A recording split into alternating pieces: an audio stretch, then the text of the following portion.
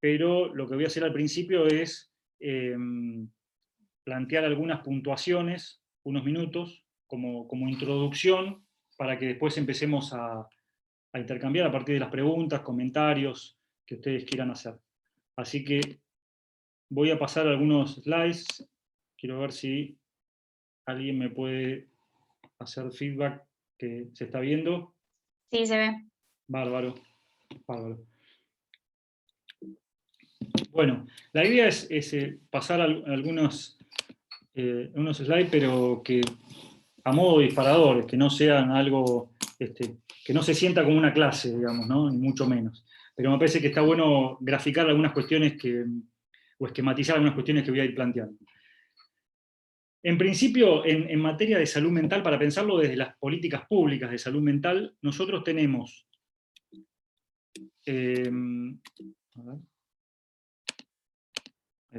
nosotros tenemos un modelo de gestión en términos de la necesidad de dar cumplimiento a un marco normativo, que es la Ley Nacional de Salud Mental, que entiendo que ustedes la deben conocer.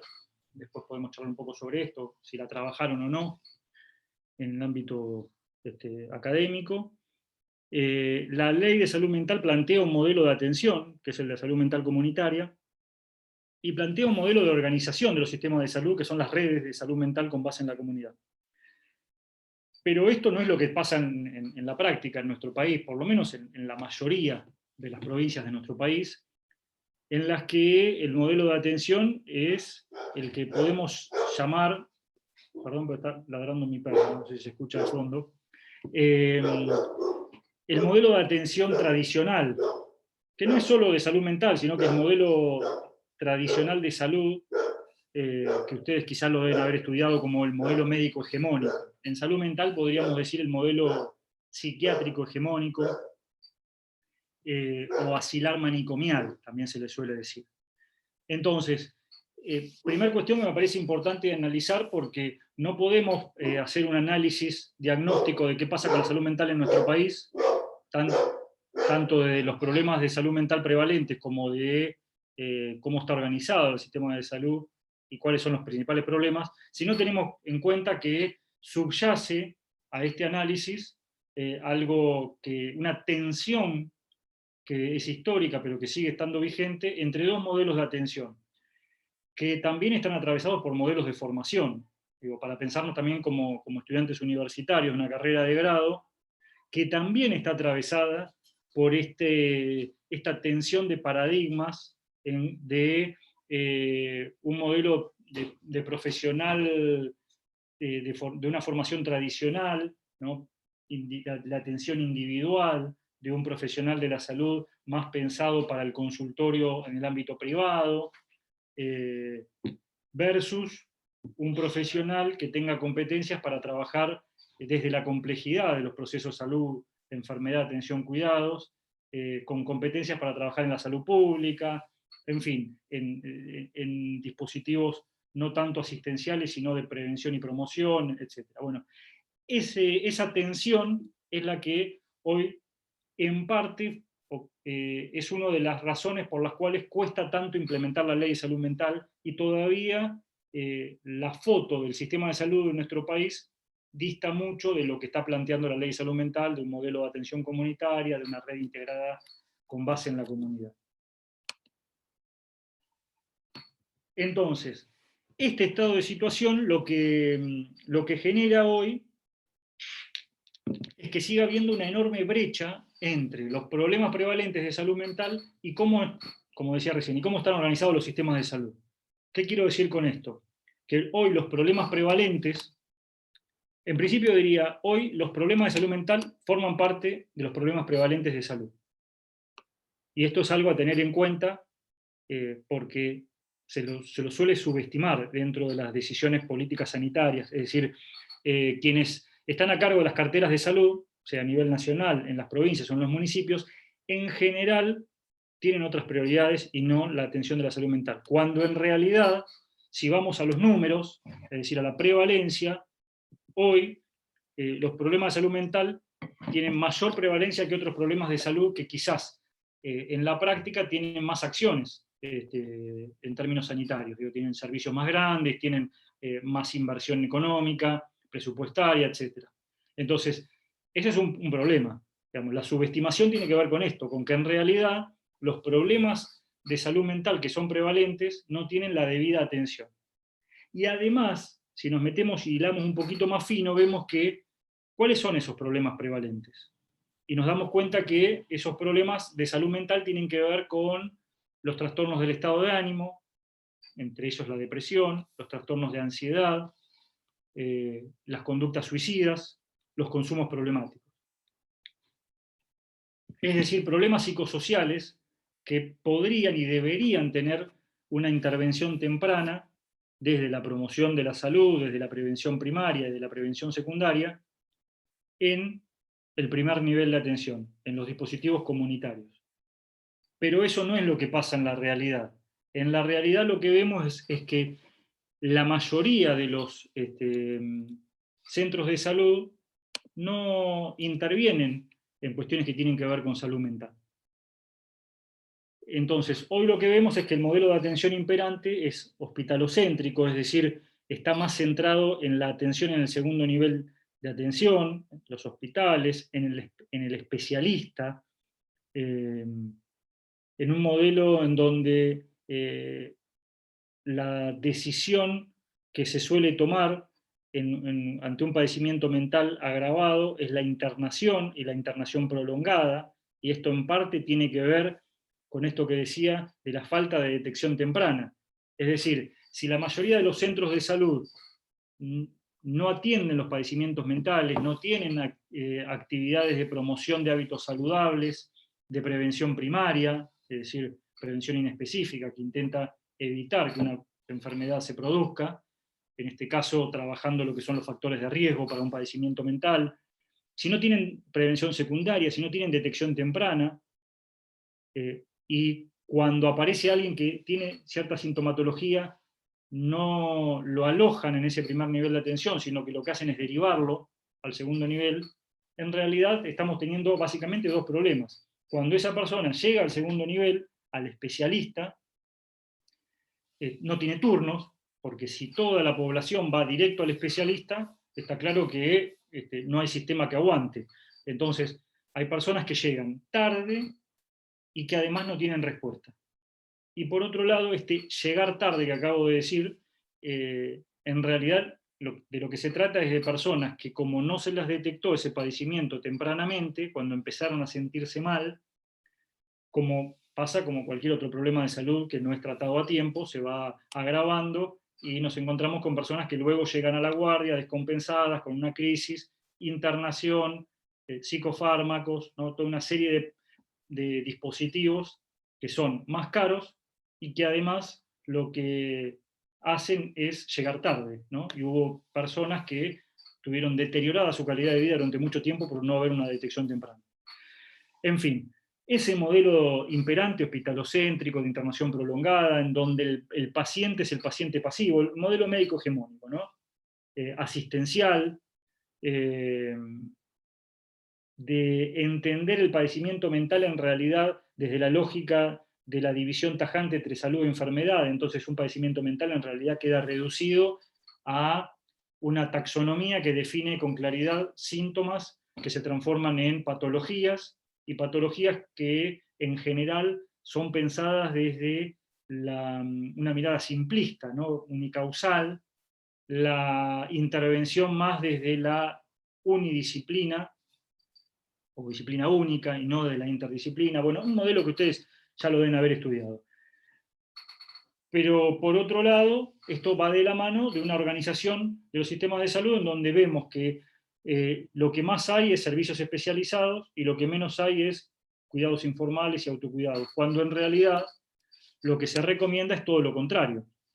Entonces, un diagnóstico breve de cómo está organizado el sistema de salud en nuestro país nos demuestra que hay poco abordaje de salud mental en el primer nivel de atención, pocos hospitales generales que tengan internación por motivos de salud mental, dispositivos intermedios insuficientes, y todavía el poder y la concentración de la atención de la salud mental sigue estando en los hospitales monovalentes, los hospitales psiquiátricos, que la ley de salud mental dice que deben dejar de existir. Bien. Contrario a esto que acabo de mostrar, modelo de atención imperante y modelo de organización, está lo que debería suceder. La red y un modelo de atención en donde lo que más debe haber es cuidados informales, autocuidado, y lo que menos debe haber es servicios especializados y especialistas en salud mental. No estoy diciendo que no tiene que haber especialistas, lo que digo es que la mayoría de la población necesita promoción de hábitos saludables y prevención a partir del autocuidado y los cuidados informales. Luego, cuando va creciendo la pirámide, es lo que menos se va necesitando en términos de menor cantidad de gente, ¿no? Servicios de salud mental en el primer nivel de atención, luego servicios de salud mental en hospitales generales, servicios de salud mental en la comunidad y servicios especializados en la cúpula. La ley de salud mental justamente lo que dice es esto, que el paradigma sobre el que se deberían definir las políticas de salud mental debe ser el paradigma de la salud mental comunitaria, en donde el abordaje debe ser en equipos interdisciplinarios, porque los padecimientos mentales son complejos, y si son complejos, las respuestas también tienen que ser complejas. Una sola disciplina no puede resolver un padecimiento mental, sino que hay que trabajar de manera interdisciplinaria y en la comunidad. La internación tiene que quedar solamente supeditada a una situación en donde no queda otra, en donde hay una situación de riesgo cierto inminente y esa persona se entiende que si no se la interna en ese momento, su vida va a correr riesgo, o la vida de terceros, ¿no? Una descompensación por un intento de suicidio fallido, por una situación de excitación psicomotriz y de pérdida de control por un trastorno de ansiedad que genera autolesiones o lesiones a terceros, una depresión agudizada, una intoxicación por consumo o, bueno, un brote psicótico, ¿no? Como pensar en ejemplos de por qué sería necesario una internación. Y esa internación tiene que ser breve, tiene que ser en un hospital general, y apenas una persona se interna, ya se tiene que empezar a trabajar la externación. Y las internaciones que se están dando en los hospitales monovalentes tienen que cesar, las personas que están viviendo en los hospitales psiquiátricos tienen que externarse, y para eso hay que trabajar lo que se llaman los planes de vida individualizados. Y ahí los terapistas ocupacionales creo que tienen un rol fundamental, ¿no? En el marco del equipo interdisciplinario. Pensar cuáles son las potencialidades que tiene una persona que tiene un trastorno mental severo, en la mayoría de los casos de las que están viviendo en un hospital psiquiátrico, que tiene su calidad de vida absolutamente deteriorada por años de internación, tiene sus habilidades de la vida cotidiana también con ciertas dificultades. Lo digo, digamos, por fuera digamos, de la profesión, así que esto tiene que ver más con su profesión, así que lo voy a decir quizá con los términos incorrectos, pero digo que sus habilidades de la vida cotidiana las ha ido perdiendo por todo lo que implica la desubjetivación propia de una persona que vive años en un hospital psiquiátrico. Entonces, ahí hay mucho para trabajar en las externaciones para que esas personas puedan tener el tratamiento que tienen que tener en la comunidad, alternativo a ese hospital psiquiátrico. Y para eso se tienen que crear también lo que se llaman los dispositivos intermedios, casas de medio camino, porque hay personas que no tienen un hogar a donde ir, y entonces la casa de medio camino es fundamental. También emprendimientos de inclusión laboral, centros de día, en fin, otros dispositivos que tienen que ser creados. También en las casas de medio camino, sobre todo en los dispositivos de inclusión laboral, hay muchas experiencias de terapistas ocupacionales a cargo de emprendimientos de inclusión laboral. Digo, a grandes rasgos es lo que dice la ley de salud mental, ¿no? Que es la que, como decía, no se está cumpliendo. En este gráfico no me voy a detener, después, si quieren, se los puedo pasar porque es interesante para pensar de manera esquemática qué es lo que tiene que pasar para que se cumpla la ley y qué es lo que no está pasando, ¿no? Es un gráfico que, como ustedes verán, ustedes deben conocer el gráfico de los determinantes sociales. Bueno, toma esa lógica como una analogía para pensar en distintos gradientes, distintos círculos, en donde en cada uno de ellos hay condicionantes para constituir la red que de alguna manera da cumplimiento a la ley, ¿no? Capacitación, cambiar el modelo de capacitación, trabajar con la comunidad en términos de llegar con comunicación que permita romper con los prejuicios respecto a la salud mental que estigmatizan, trabajar de manera intersectorial con educación, trabajo, deporte, cultura, trabajar de manera intersectorial, que haya un marco normativo en cada uno de los ámbitos en donde se tiene que implementar la ley, más allá que está la ley nacional, que haya un marco normativo que ayude a la implementación de la ley, y una política de Estado, porque las reformas son necesarias más allá de un gobierno, por lo tanto, tiene que haber una política de Estado que trace un norte hacia dónde ir. Bueno, el equipo interdisciplinario, como les decía, es fundamental, el artículo 8 de la ley lo plantea con claridad,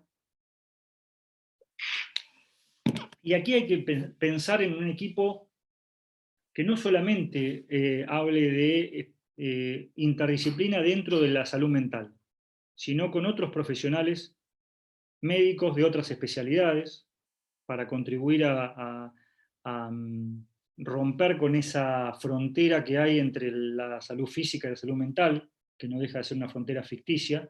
Entonces hay que trabajar con otros médicos, con médicos de otras especialidades, pero también acompañante terapéutico, trabajador social, psicólogo, psiquiatra, terapista ocupacional, agente sanitario, enfermeros, administrativos, usuarios y familiares, que en el modelo comunitario les da un rol muy importante, y ustedes trabajan mucho con la voz activa de la persona que padece, talleristas, en fin, como verán, profesionales de las profesiones tradicionales con títulos de grado, pero también otros actores que tienen un rol muy importante a la hora de pensar lo que llamamos proyectos terapéuticos ampliados o estrategias terapéuticas ampliadas, que tienen que ver con una serie de lineamientos y de acciones estratégicas en relación a esa terapéutica que van más allá de los dispositivos tradicionales del consultorio, ¿no? Tiene que ver con proyectos de vida. Por eso, en el marco de esa estrategia terapéutica empleada, hay actores que tienen un rol tan importante como el médico, el acompañante terapéutico, el promotor de la salud, un familiar, un tallerista de un centro de día, el agente sanitario, que puede ir al domicilio a corroborar que la persona está tomando la medicación, por nombrar un ejemplo, digo, ¿no? La horizontalidad de ese equipo interdisciplinario que tiene actores que no formaban parte de los profesionales que toman decisiones en el marco de una terapéutica, ¿no? En el modelo tradicional. Y aquí están un poco los dispositivos que deberían formar parte de la red, porque como les decía, el modelo de organización actual está lejos de ser en red. Y para llegar a esta red es necesario que se produzcan cambios en al menos estos 4 ejes que están aquí abajo, como verán esos 4 círculos de abajo, en el primer nivel de atención, en los hospitales generales, en los dispositivos intermedios y en el hospital psiquiátrico, ¿no? Las reformas tienen que ser necesariamente en estos 4 ejes. En el primer nivel de atención, garantizando que todo el equipo del primer nivel de atención, los llamados no especialistas en salud mental, ustedes saben que en un centro de salud, en el mejor de los casos, nos encontramos con un médico generalista, con enfermeros, con trabajadores sociales, con agentes sanitarios, con algún odontólogo. No son especialistas en salud mental, pero para lograr que se responsabilicen respecto a la promoción de la salud mental, a la detección temprana de un padecimiento mental y al tratamiento incluso de algunos padecimientos mentales, hay que generarles herramientas, hay que capacitarlos, ¿no? Primer cuestión a trabajar, capacitar a los trabajadores de los equipos interdisciplinarios del primer nivel de atención. Pero además, nosotros propusimos cuando estábamos en la Dirección Nacional lo que se llaman equipos de abordaje psicosocial, que son especialistas en salud mental que no están en el hospital, que es donde generalmente están los especialistas en salud mental, sino que están en el territorio acompañando a los equipos de salud general de los centros de salud. ¿Quiénes deben formar parte de esos equipos? Nosotros pensamos en una composición de al menos 4 integrantes, un psicólogo y o psiquiatra, tomando lo que dice la ley de salud mental, más un profesional de las ciencias sociales, que puede ser trabajador social, antropólogo, comunicador social, sociólogo, etc. Y al menos 2 de las siguientes disciplinas. Otras disciplinas de salud mental, entre las cuales está terapia ocupacional, musicoterapia, entre otras, enfermería, acompañantes terapéuticos, en fin, ¿no? Estos equipos son equipos territoriales, equipos que están en el territorio trabajando, apoyando y acompañando la atención de la salud mental por parte de los no especialistas en salud mental. Nosotros los llamamos equipos de abordaje psicosocial, EAPS. Bien, eso en el primer nivel de atención, todo lo que acabo de decir. En los hospitales generales tiene que haber más accesibilidad. Hoy la mayoría de los hospitales generales no atienden a las personas con problemas de salud mental y si necesitan internación, no las internan. Entonces eso también contribuye a que sigan existiendo los hospitales psiquiátricos, porque muchas veces llega una persona descompensada a un hospital general, tiene criterio de internación y en vez de internarlo en ese hospital general, se lo vuelve a subir a una ambulancia y se lo manda al hospital psiquiátrico. Entonces tiene que haber más hospitales generales que internen por motivos de salud mental. Tiene que haber más dispositivos intermedios, sin lugar a dudas faltan en todo el país. Santa Fe es una provincia que tiene una buena cantidad de dispositivos intermedios. También le falta, pero tienen casas de medio camino, yo las he conocido, sobre todo en Rosario, tiene emprendimientos de inclusión laboral, muy buenos y con mucha historia, y tiene también centros de día. Pero siempre hacen falta más. Y bueno, respecto a los hospitales psiquiátricos, un poco, ya lo dije, nosotros hicimos un censo que demostró que la mayoría de las personas que están internadas en los hospitales psiquiátricos tienen ingresos económicos, por lo tanto, esa es una herramienta para trabajar la externación, porque tienen, por más que la mayoría no los administra, ese dinero lo administran terceros y eso es algo para trabajar, para que vuelvan a recuperar su derecho a hacer uso de su dinero, pero bueno, lo tienen, entonces es algo muy importante. Bueno, el censo midió otras cuestiones como más cualitativas, como si pueden comunicarse telefónicamente con el exterior, si pueden realizar salidas, ahí hay mucho para trabajar, pero en lo que tiene que ver con la utilización de los datos del censo para la externación, que es lo más importante, hay mucha información cualitativa que es relevante para esos procesos.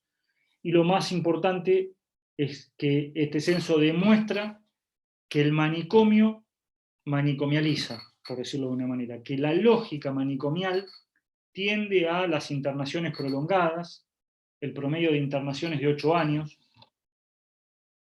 hay personas que están viviendo hace décadas en ese hospital psiquiátrico, y que por lo tanto no es el lugar adecuado para que una persona tenga un tratamiento, porque termina siendo una vivienda cuando en realidad no la es, porque nadie debe vivir en un hospital, no es el ámbito para que una persona viva. Sin embargo, hay 12.000 personas que están viviendo allí en el hospital psiquiátrico. Bueno, esto último que estoy mostrando ahora es un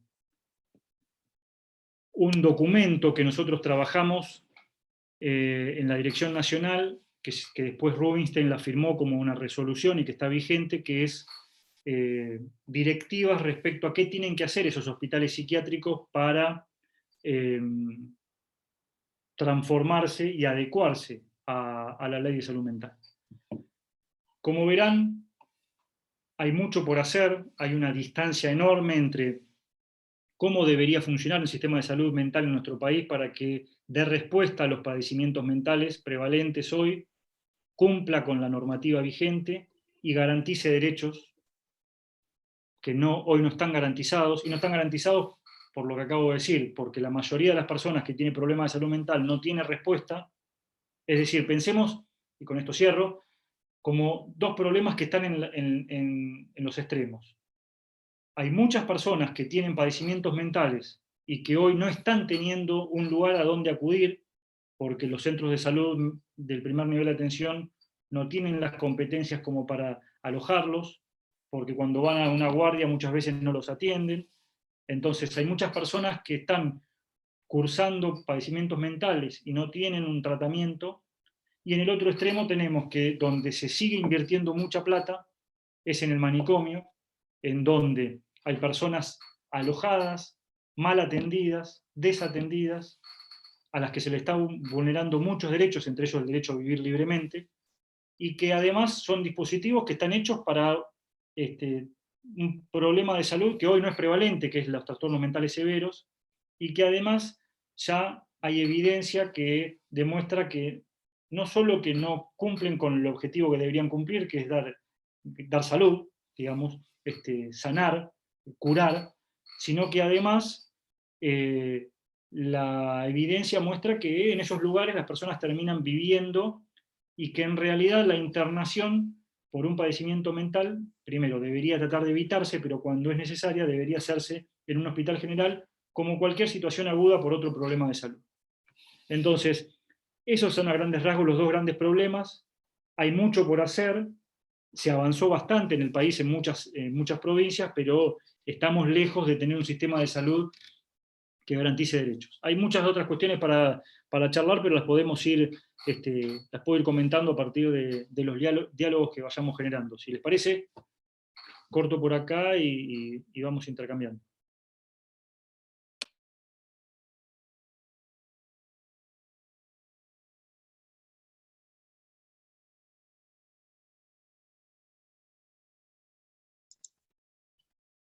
Yo por ahí, si nadie se anima a hablar, quería preguntar, ¿qué pasa con esas personas que no tienen familiares o no tienen algún soporte, digamos, o un vínculo o con quien apoyarse, digamos, cuando pasan estas cosas? O sea, ¿qué pasa con esas personas que no tienen a nadie? ¿Qué se hace en esos casos?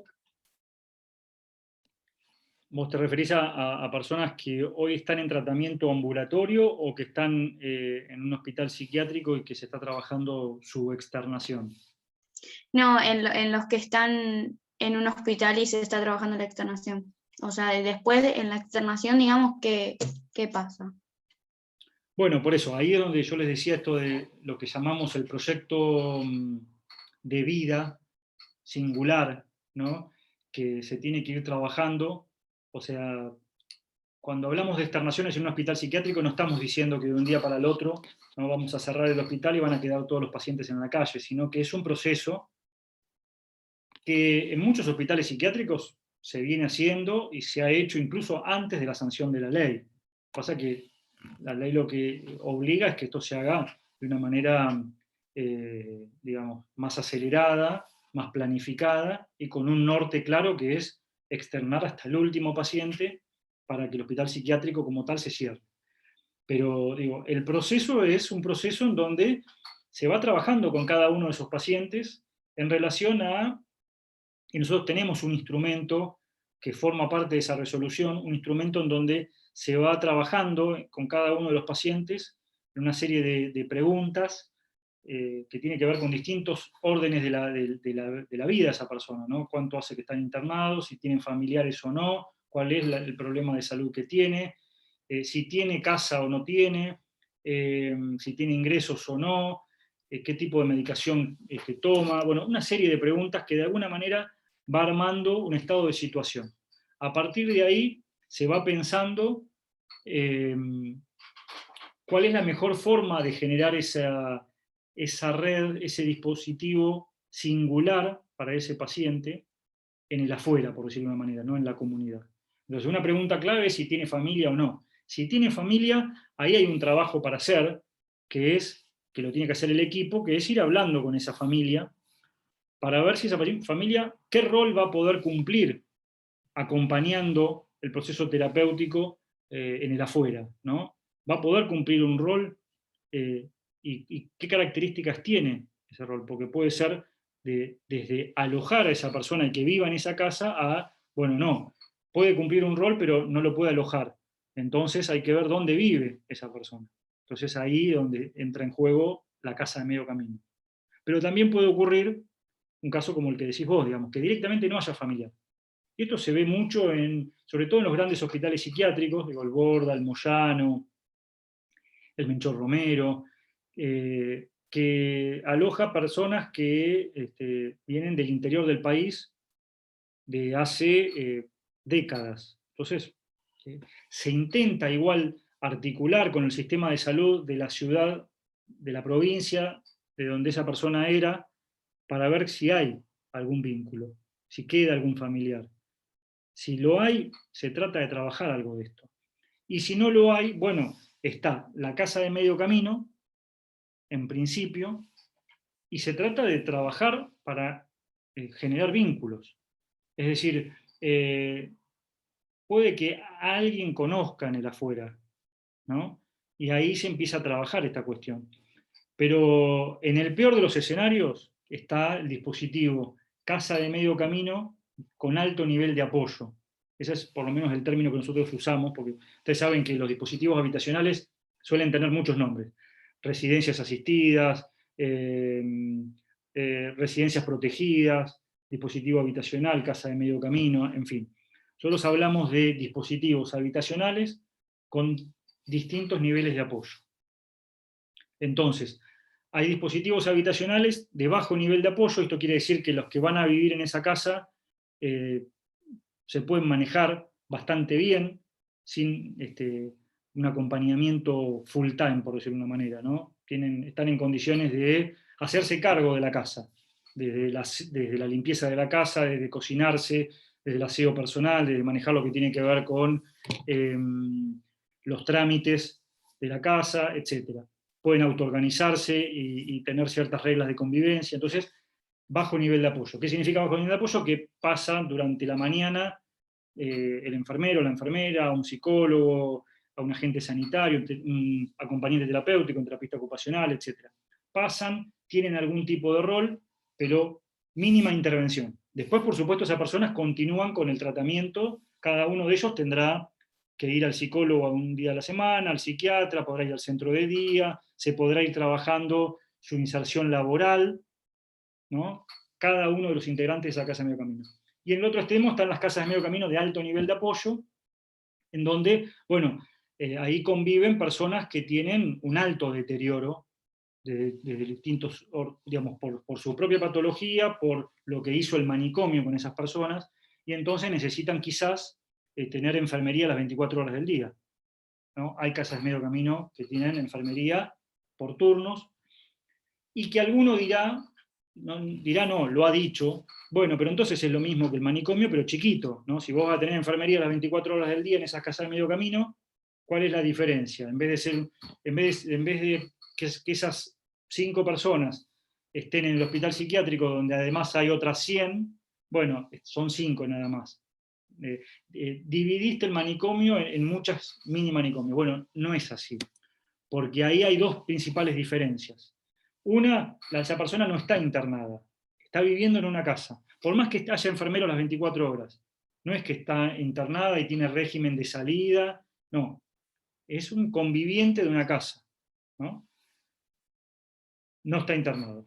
Y por otro lado, se trata de que lo que suceda en esa casa sea lo más parecido posible a lo que sucede en cualquier casa donde conviven personas que no son familiares, sino que son amigos o lo que sea, ¿no? No lo que pasa en un hospital.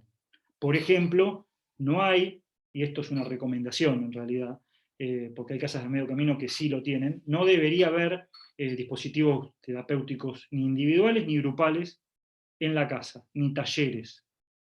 Porque en realidad, supongo que varios de ustedes hacen terapia, y el psicólogo no va a la casa de ustedes, digamos, ¿no? Y por ahí va un dispositivo de taller de algo que les gusta hacer, de música, de canto, lo que sea, y no se juntan en su casa a hacerlo, sino que van a otro lugar. Y si alguien hace terapia grupal, tampoco lo hacen en su... Entonces, en una casa de medio camino debería pasar lo mismo. Entonces, para cerrar, aún las personas que tienen un alto deterioro y que no tienen ningún vínculo, ningún familiar, también se pueden externar. Porque si no, decimos, no, como no tiene familiares, como no se sabe cocinar, ni bañar, ni tal o cual, cosa, entonces lo dejamos en el hospital psiquiátrico. No. Todas las personas que viven en un hospital psiquiátrico pueden tener aún estos casos más complejos, bueno, con un dispositivo habitacional de alto nivel de apoyo, pero si van a una casa de medio camino que está en un barrio, bueno, ahí se puede empezar a trabajar con el centro de salud para ver si en el barrio hay algún centro comunitario que tiene algún taller recreativo, y esas personas, si les gusta hacer tal o cual actividad, pueden ir a ese taller, y ahí van a empezar a socializar, y ahí van a empezar a restablecer algo que perdieron por estar viviendo en ese hospital, que es una red vincular, ¿no? En todos los casos es posible.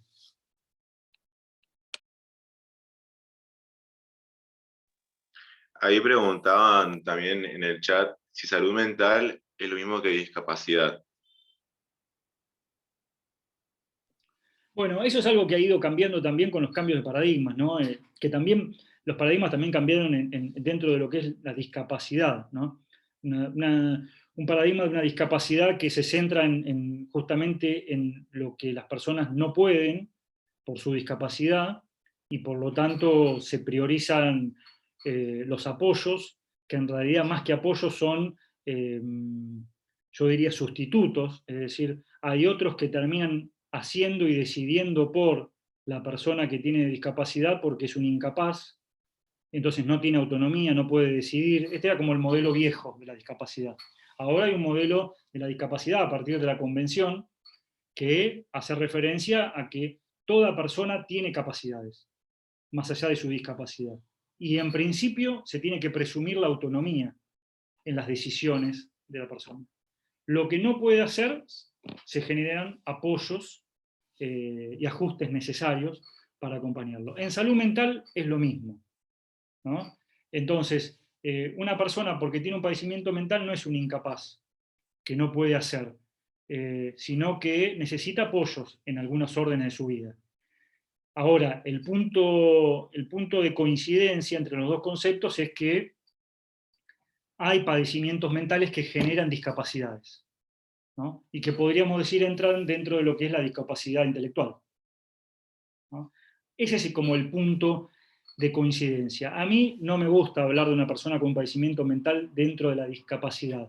No me parece necesario definirlo así, porque los significantes dicen mucho, y entonces ahí es como que subrayamos lo que no puede la persona que tiene un padecimiento mental, y eso también está atravesado con esto de el carnet digamos, el certificado único de discapacidad, que sabemos que muchas personas con un padecimiento mental lo tramitan para a partir de ahí tener ciertos beneficios que en realidad no deberían ser beneficios, sino que deberían ser derechos garantizados, ¿no? Y entonces una persona que tiene el certificado de discapacidad puede transitar sin pagar el transporte público, y tiene otro tipo de atenciones que si no tiene ese certificado, el sistema público de salud no se las da. Entonces, ahí entramos en una contradicción, ¿no? Porque para lograr ciertas cosas que le permitan estar incluidos en la sociedad, le ponemos un carnet que de alguna manera lo muestra a esa persona como alguien distinto al resto, ¿no? Tiene una discapacidad, es un discapacitado. Entonces, me parece que terminamos haciendo lo contrario a lo que queremos, que es incluir en un sentido de igualdad, no de igualdad que no permite entender la diferencia, que está bien la diferencia, todos somos diferentes, pero sin igualdad de condiciones.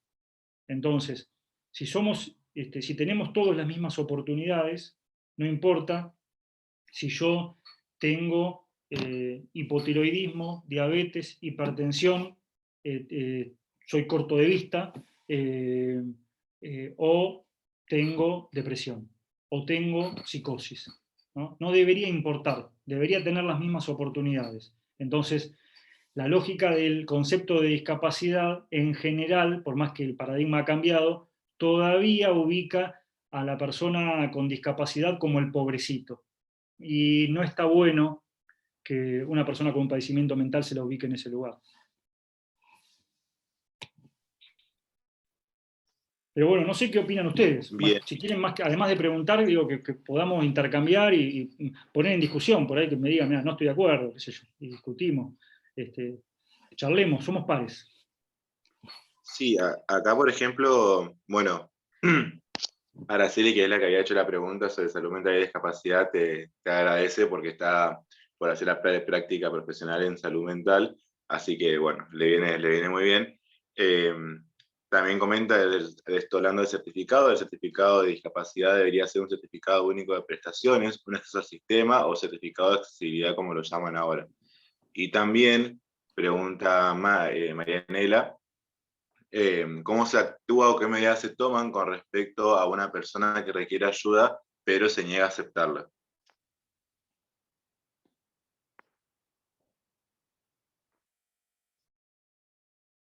Perdón, ahí estoy.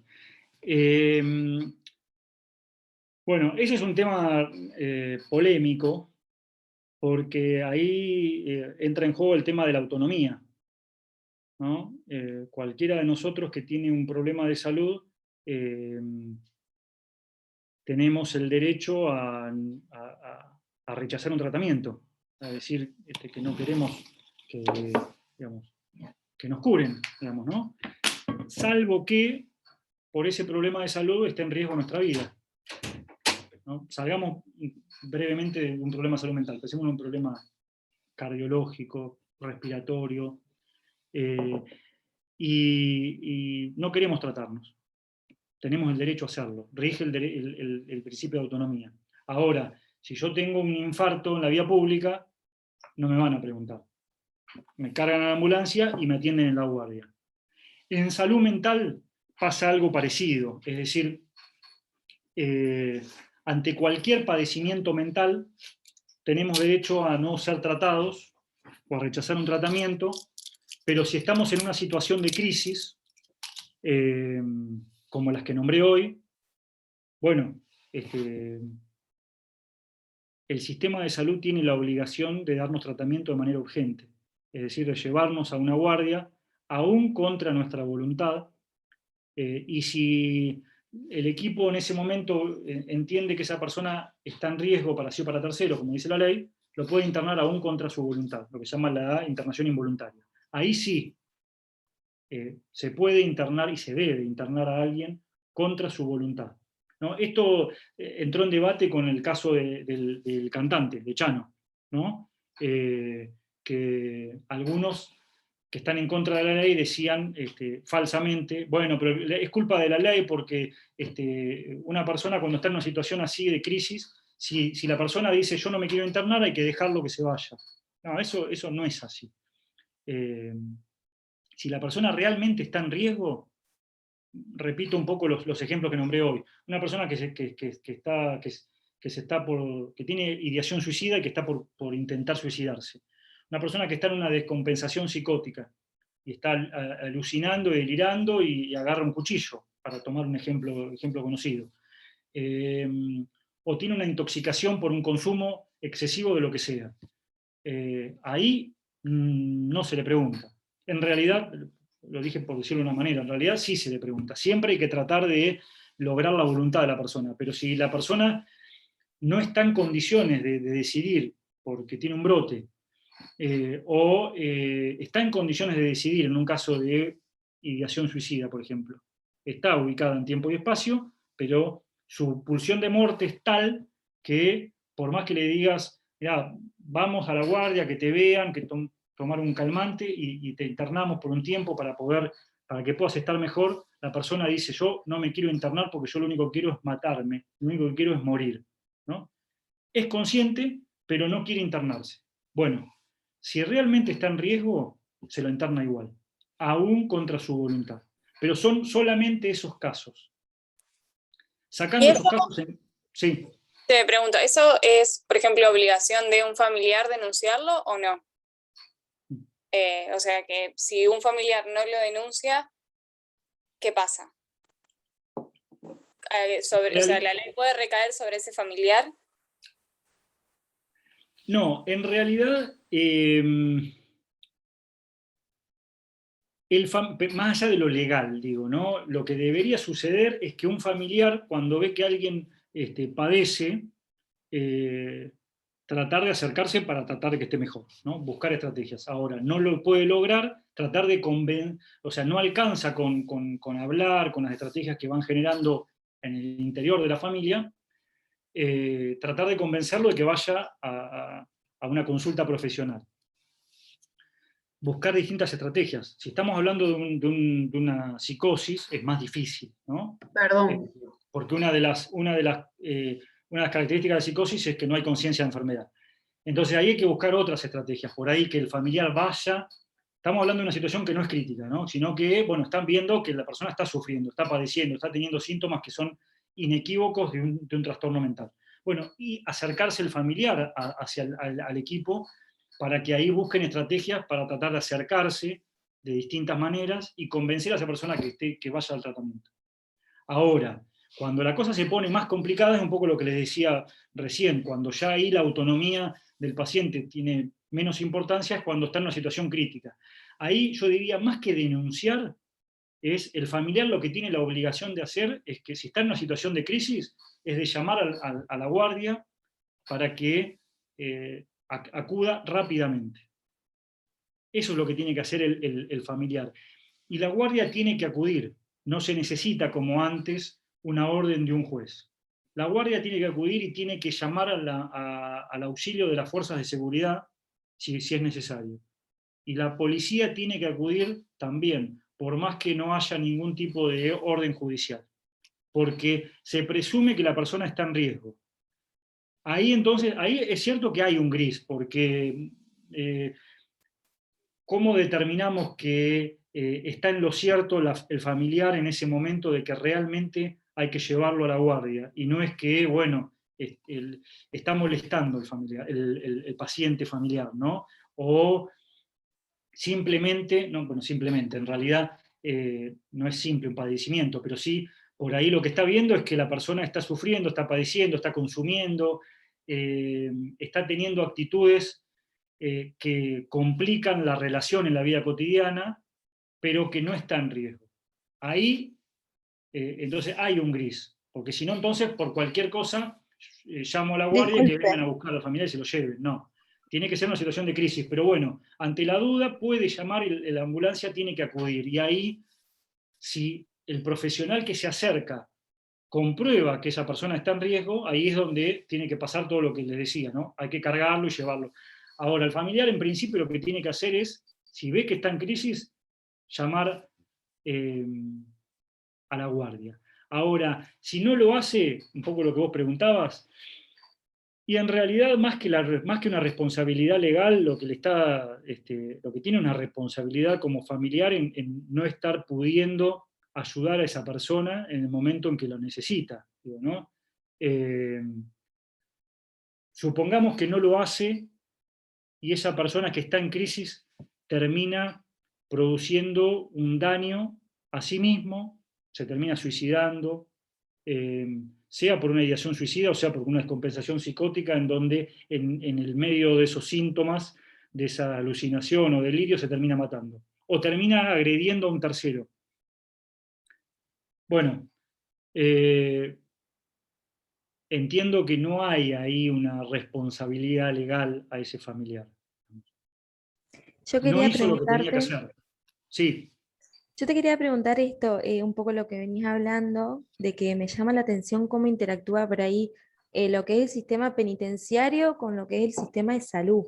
Por ejemplo, el otro día el caso este que pasó en lo de la toma de rehenes, de que supuestamente este tipo también estaba con delirio, o sea, me llama un poco esto, la atención de cuándo tiene que actuar el sistema de salud, cuándo la persona tiene que o ir a la cárcel o ser internada. Bueno, yo hice mi práctica en un hospital de salud mental y bueno, y esto me llamaba mucho la atención, de que por ahí, siendo que según ley tiene que ser un hospital abierto, que el paciente pueda entrar y salir, dependiendo obviamente de la situación, pero por ejemplo había gente que estaba internada, pacientes que estaban internados, y había policías siguiéndolo constantemente todo el tiempo el paciente. Entonces, esto me llama la atención de que por qué una persona que tiene un problema de salud mental está en la cárcel y no está internada. y bueno, hasta dónde alcanza uno, me parece que hay como un choque, ¿no? Bueno, eso a grandes Sí. rasgos como que me llama un poco la atención.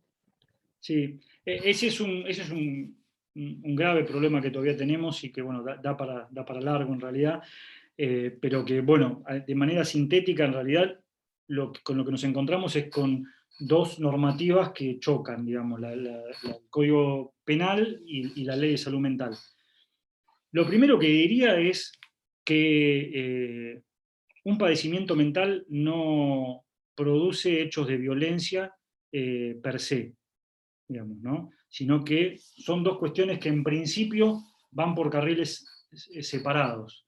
Entonces, cuando nos encontramos con una persona que comete un ilícito, sea un acto de violencia, que puede ser incluso seguida de muerte o no, si además esa persona tiene un padecimiento mental, en principio son dos cosas distintas. Le corre las generales de la ley, en términos de tener un juicio por el crimen que cometió.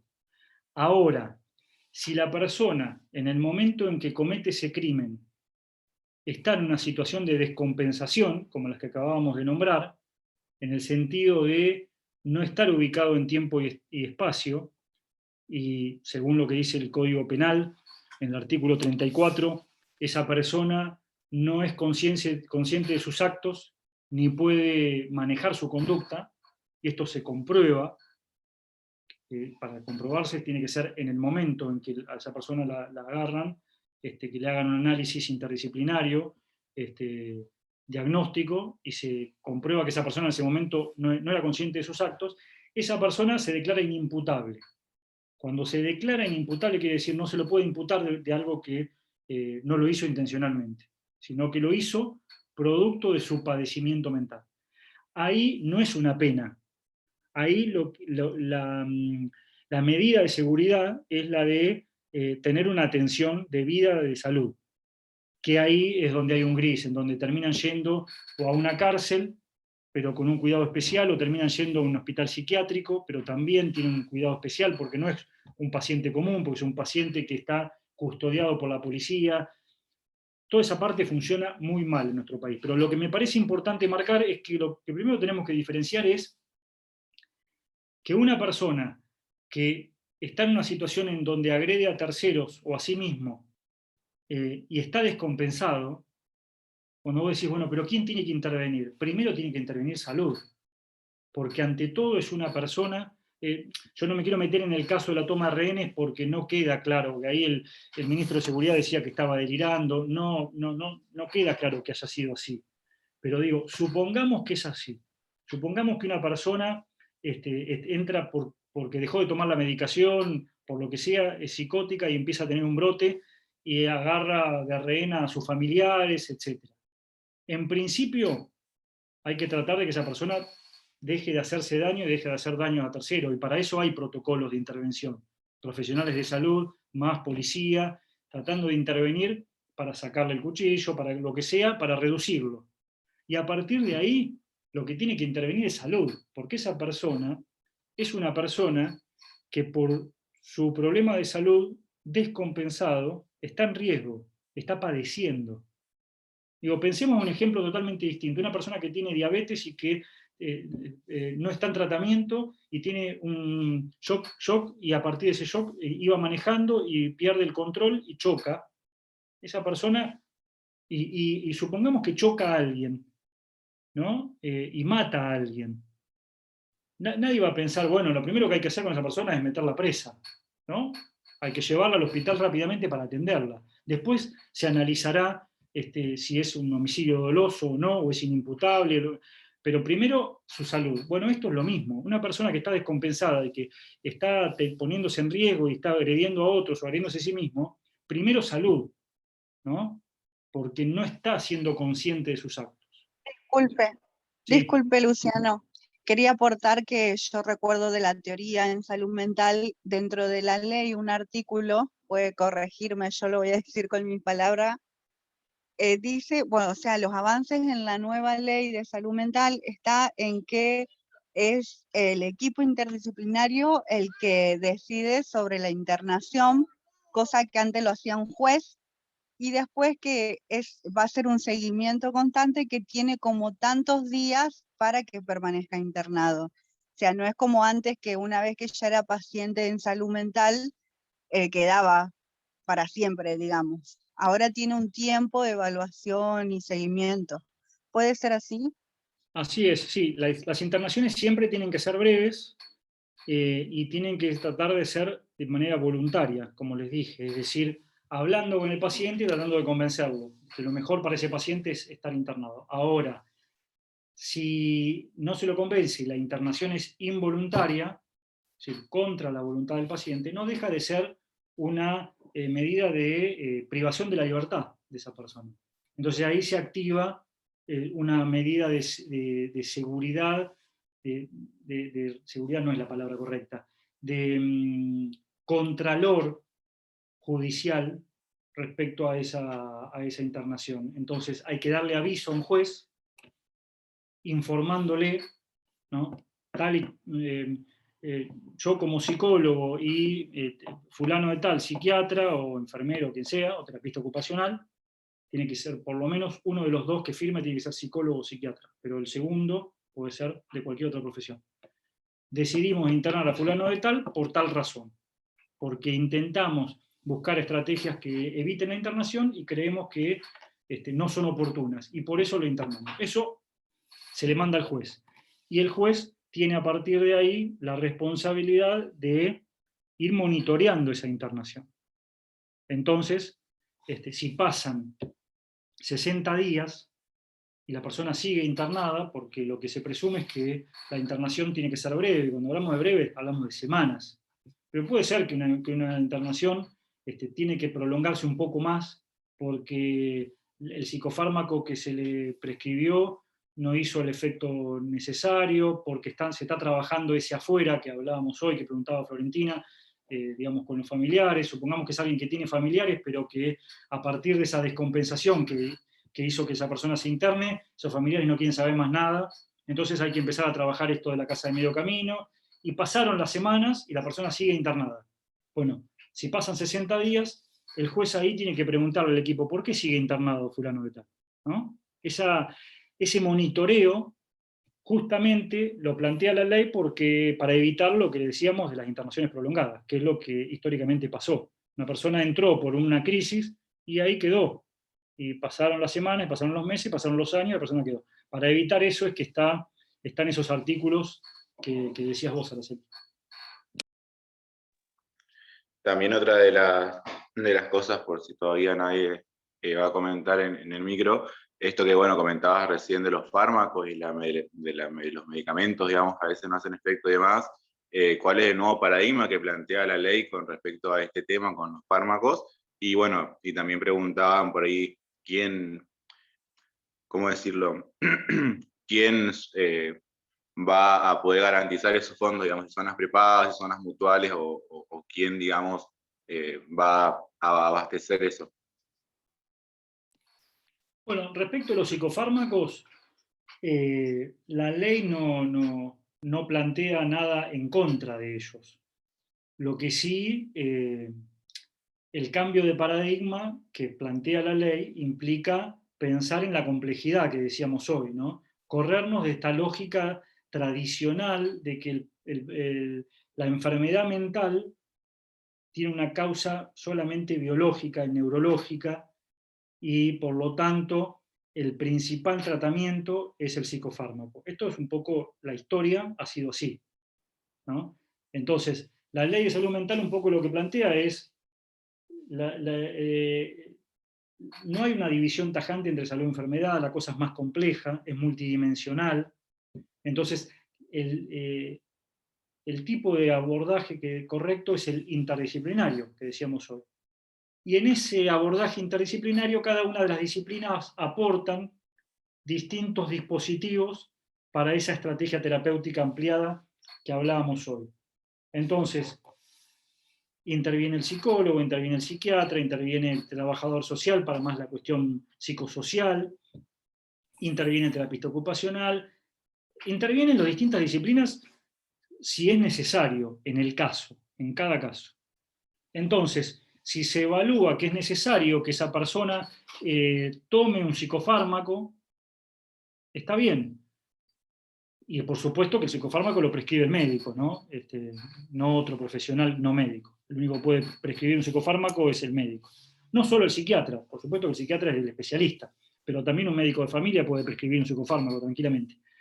Pero en la medida en que ese psicofármaco sea pensado en el marco de una estrategia integral, es decir, el psicofármaco para que haga efecto aplacando cierta sintomatología, además el psicólogo trabajando con la palabra, además el trabajador social, además el terapista ocupacional en cuestiones digamos, de la vida cotidiana de la persona, ¿no? Como un tratamiento más. Eso es un poco lo que dice la ley, ¿no? No va en contra del psicofármaco, sí del uso racional del psicofármaco, sí de entender que no se puede plantear el psicofármaco como solución a un problema de salud, como respuesta mágica, digamos, porque el psicofármaco aplaca síntomas, pero no resuelve el padecimiento, ¿no? Ayuda, pero el padecimiento es mucho más que esos síntomas que se pueden aplacar con químicos que intervienen en neurotransmisores, ¿no? Las personas somos más complejas que eso. Pero bueno, la ley lo que plantea es, de alguna manera, bajarle un poco el estatus, si se quiere, al psicofármaco, que en muchos años fue la estrella de la intervención en salud mental. Bueno, eso por un lado. Respecto a lo presupuestal, bueno, lo presupuestario, eso es uno de los grandes problemas que tenemos, ¿no? Que hay poca inversión en salud pública, en salud mental, y después tenés las prepagas, que es otro problema en salud mental, tenés la seguridad social, es un despelote, ¿no? Por decirlo de manera técnica.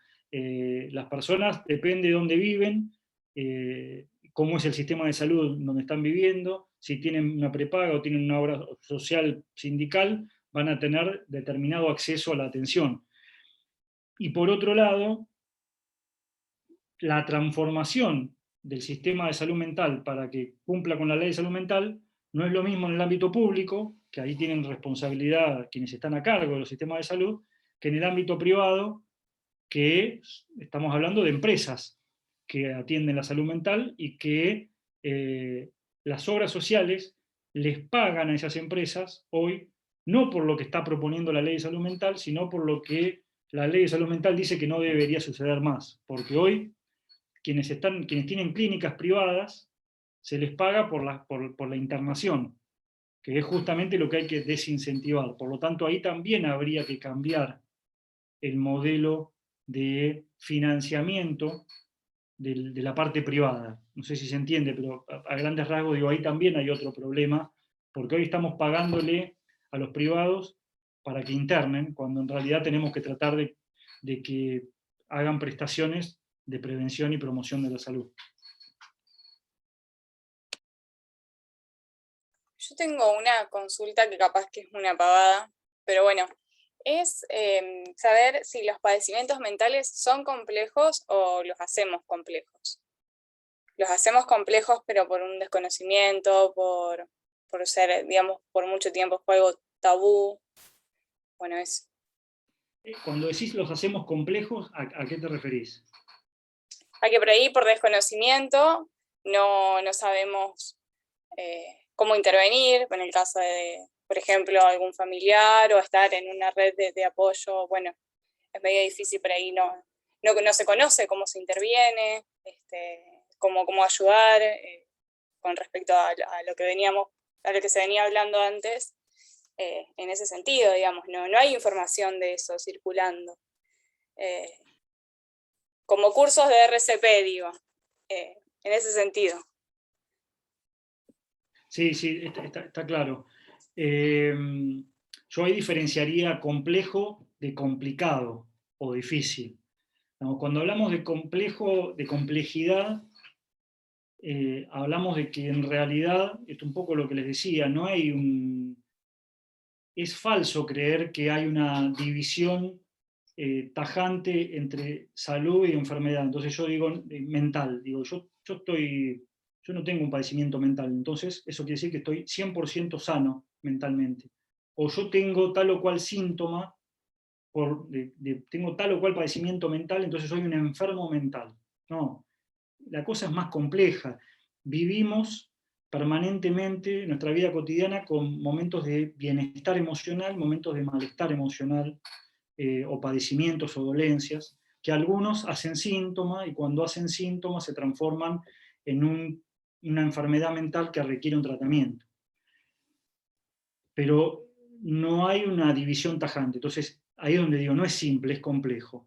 Y además, si hablamos de un padecimiento mental, no hablamos de una sola causa, hablamos de múltiples causas, de múltiples dimensiones.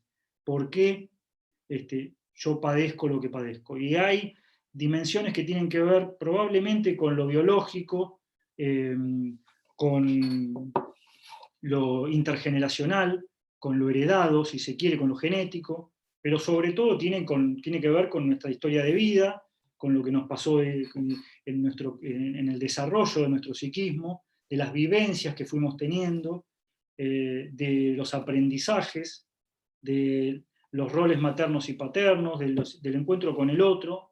A partir de ahí fuimos forjando nuestra personalidad y de ahí pueden surgir ciertos padecimientos. Por eso hablo de la complejidad y no de la unicausalidad. Ahora, es cierto que a veces nos encontramos con que no sabemos qué hacer con ese que padece, porque entendemos que ese padecimiento nos complica la vida, ¿no? Nos resulta difícil de entender, porque no tenemos herramientas para entenderlo, porque nos asusta, porque ya de por sí la mente no la conoce nadie, digamos. No hay una radiografía posible de la mente, ¿no? No podemos hacer una tomografía de la mente y ver, bueno, a ver a dónde están las emociones acá, ¿no? Me estoy sintiendo feliz con esto, estoy recordando cuando era chico y me pasó tal cosa, ¿no? Eso no sale en ninguna radiografía, ¿no?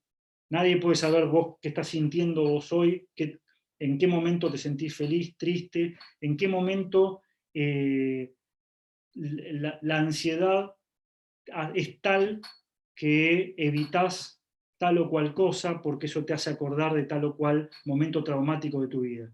Entonces, como no podemos entender al otro, no sabemos bien qué hacer con ese otro que padece, y entonces se nos complica. Y cuando se nos complica algo, solemos hacer dos cosas. O metemos la pata y actuamos con el otro queriendo ayudarlo y en realidad le generamos más malestar, entonces lo encerramos o lo obligamos a que haga tal o cual tratamiento, o juzgamos sus conductas creyendo que lo está haciendo a propósito y en realidad lo está haciendo porque tiene un síntoma. Entonces actuamos y metemos la pata, o el otro extremo que es nos hacemos los boludos, por decirlo técnicamente, ¿no? Ignoramos al otro que padece, ¿no? No le damos bola, no entendemos que en realidad tiene un padecimiento mental y no lo ayudamos, ¿no? Entonces sí, ahí la complicamos, ¿no? Pero no porque sea complicado el padecimiento mental, sino complejo, sino en realidad porque no sabemos qué hacer con eso. Entonces, como vos decís, en otros problemas de salud, hubo históricamente mayor promoción de ese problema de salud. Digo, sabemos lo que producen determinados cáncer, digamos, determinadas enfermedades cancerígenas, y entonces nos enseñan qué es lo que tenemos que hacer para tratar de evitar tener tal o cual cáncer. Sabemos que tenemos que ir a hacernos ciertos controles para que se detecte tempranamente ese cáncer. Sabemos qué tenemos que hacer para evitar tener hipertensión, tener diabetes. Entonces, sabemos cuidarnos. Después no lo hacemos, pero eso es otro tema. Pero sí sabemos qué deberíamos hacer y nos recomiendan qué deberíamos hacer.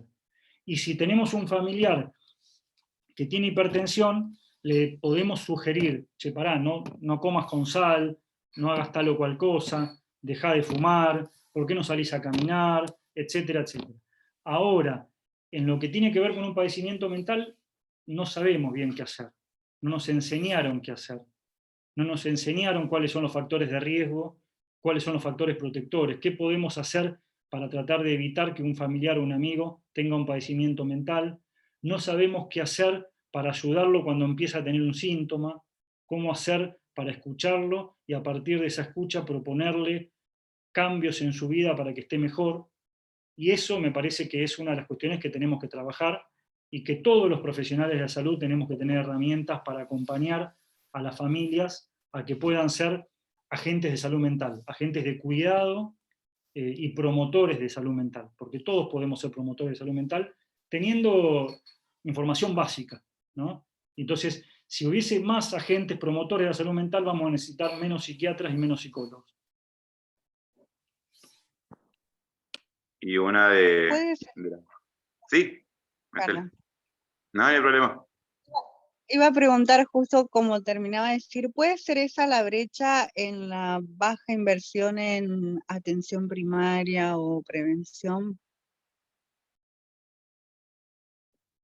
Sí, sí, la brecha en parte es porque hay menos atención de la que debería haber en los lugares en donde debería haber más atención, que es en atención primaria. Ustedes deben haber leído la estrategia de atención primaria de la salud, lo que pasó en Alma Ata hace 40 años, lo que plantean los países respecto a atención primaria, que es que la mayoría de los problemas prevalentes de salud de la población se deberían resolver en el primer nivel de atención. Y ahí también hay una brecha, porque los equipos del primer nivel de atención, como les decía hoy al principio, entienden con mucha claridad que frente a los otros problemas prevalentes que acabo de nombrar, hay mucho para hacer, y lo hacen muy bien.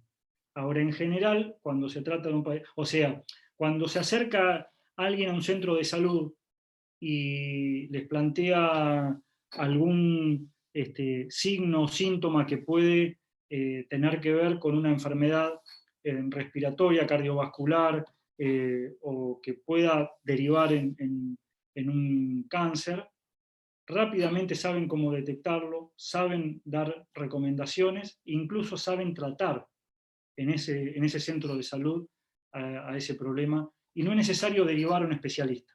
La mayoría de los problemas de salud se resuelven hoy en los centros de salud, y no es necesario mandar al hospital al cardiólogo, no sé, pensemos en alguna otra especialidad, al traumatólogo, al oncólogo, ¿no? Al neumonólogo. Lo resuelven en el primer nivel de atención.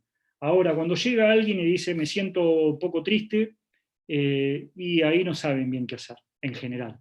Y ahí es donde se deriva al psiquiatra o al psicólogo y empieza todo lo que hablábamos hoy. Esa es la brecha que decía Araceli, y sí, en parte tiene que ver con falta de presupuesto, con poner más presupuesto. Cuando digo poner más presupuesto es que haya psicólogos en los centros de salud, que se capacite a los médicos generalistas de los centros de salud para atender la salud mental, que se compren más psicofármacos en el centro de salud, que se creen más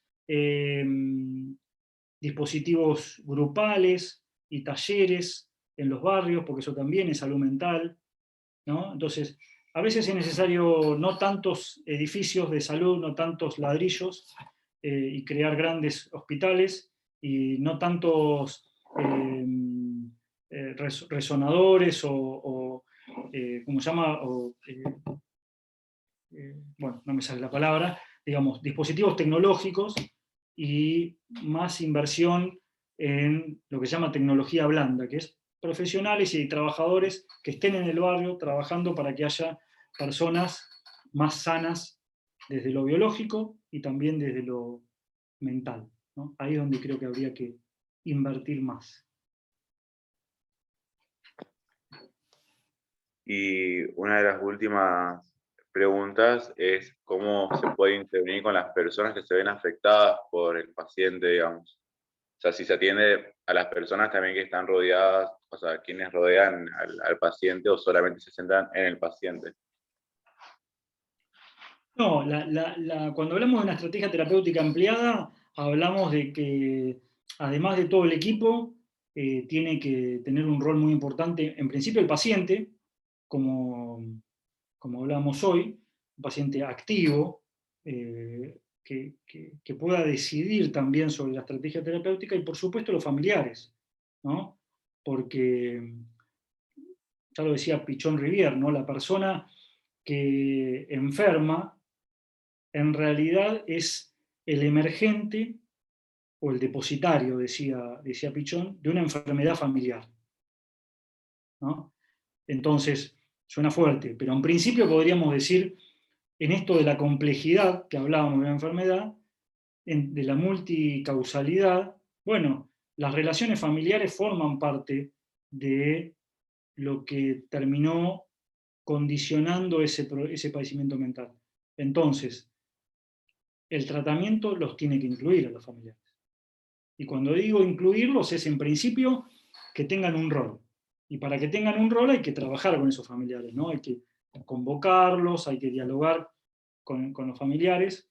Entonces, tienen que tener un rol. Ahora, si además ese familiar tiene algún tipo de padecimiento, bueno, ahí también pueden tener su propio espacio terapéutico. Porque pueden tener un padecimiento también.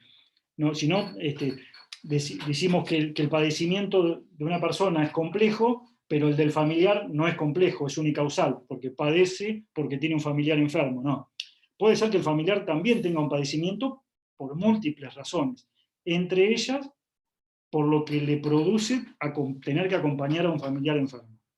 Entonces, si fuese necesario, ese familiar también puede tener su propio espacio terapéutico, o no, pero en principio sí tiene que tener un rol. Eso me parece que es clave, ¿no? Que forme parte de la estrategia terapéutica.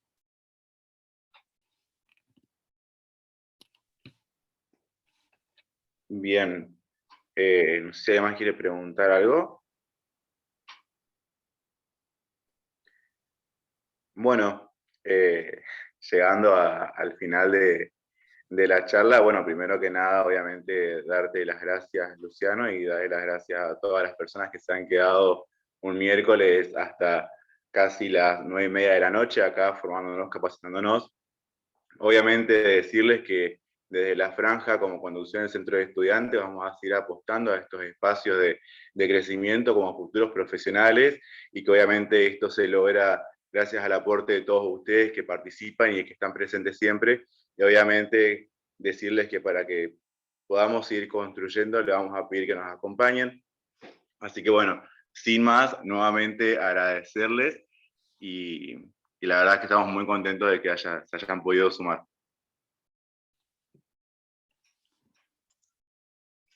Bueno, por mi parte, agradecerles a ustedes, felicitarlos por la actividad, a la franja, y bueno, me parece que está bueno que sigan generando estos espacios de formación, sobre todo en lo que tiene que ver con el rol profesional en la vida cotidiana, ¿no? Porque nos formamos en realidad, sino como estudiantes, nos recibimos de estudiantes, en realidad, para realmente ser agentes de cambio social, como decía Pichon Rivière, es decir, pensar no en profesionales de la salud que curen enfermedades, sino que promuevan personas sanas en la comunidad. Tenemos que entender lo que pasa en la coyuntura social. Así que estos espacios de formación creo que son fundamentales, así que los felicito y estoy a disposición para lo que necesiten, alguna otra consulta, conversar algún tema, no duden en comunicarse.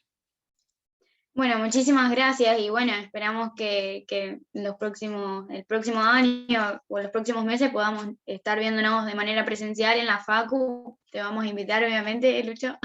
Así que bueno, chicos, como decía Nico, muchas gracias por estar participando.